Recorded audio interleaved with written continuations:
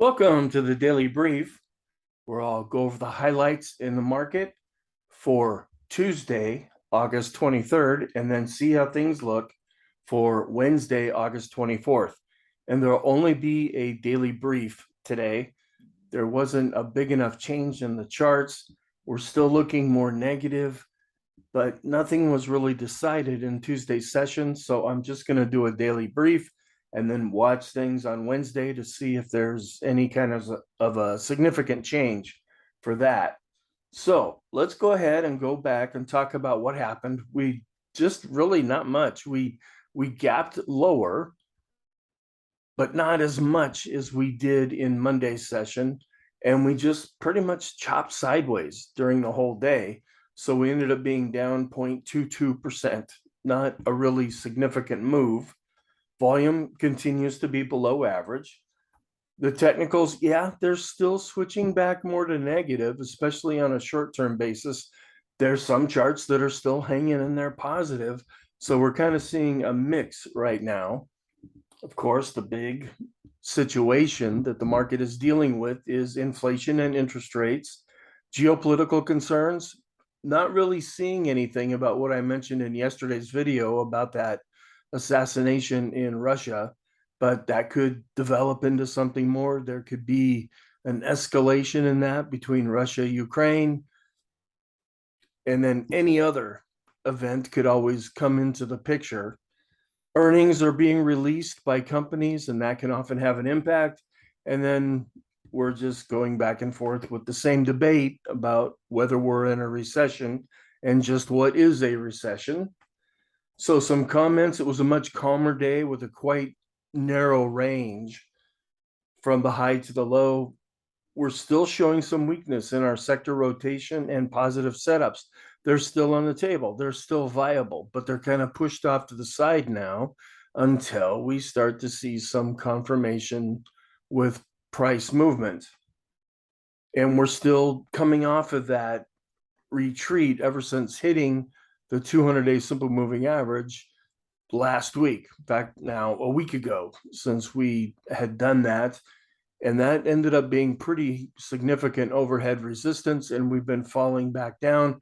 When we did get to that level, the market was pretty exhausted at that point. So it's not necessarily a real surprise that we're pulling back. Doesn't mean that that's off the table, but it just means that there's not enough enthusiasm to buy right now to push us through that very significant moving average. And after taking a rest, retreating a bit, the market may take another run at it here over the next very near term future. The 2 to the 10, or excuse me, the 10 to the 2 and the 10 to the 5, those yield curves remain inverted, and they've been that way for a while. We're still pretty much neutral as far as sentiment is concerned. Drifted a little bit over into the fear side, but we're still within the neutral zone. And we did see where new home sales, they decreased 12.6% on a month over month basis, which somehow translates into a minus 29.6% year over year. We're really seeing a slowdown in real estate overall. And if you think about it, it makes sense. Interest rates are going up. Inflation is really going up. People are having a hard time really being able to live their daily lives, let alone go out and buy a new house. So that's why we're seeing that really drop off. The IHS market manufacturing, the preliminary reading was 51.3, down a little bit, but still above 50, where the prior reading had been 52.2. And the services, that actually was 44.1 with a prior reading of 47.3. So a little bit weaker than what it was before. Our trend is still weakening overall. It's still above 20. So there is a trend. We're below the moving average. And so it's looking like it could be getting ready to switch over negative. Our bias is negative still because we had another down day. And our last, 3 trading days have been pretty significantly down. So the momentum continues to be negative. So our outlook, we're still looking at the technicals, and they're mostly turning negative overall. Sentiment still remains neutral. We have the mortgage applications index coming out as far as durable goods orders and pending home sales, another real estate report coming out. And then the whole list of geopolitical events, with inflation and interest rates being the biggest focus right now. So our scenario, we can kind of start looking, at least on a short-term basis, at more of a negative scenario because we've been falling back lately. And for all the reasons that are listed here, the technicals are showing some weakness. Our setups and our scenarios and things like that are the positive ones anyway. We're kind of putting those off to the side right now, but we still show some real positive signs as well, even with the technicals turning negative. And so we're just kind of waiting to see, is the market going to be able to work itself through this and then eventually go higher? Or is this a point where the market's getting ready to go lower?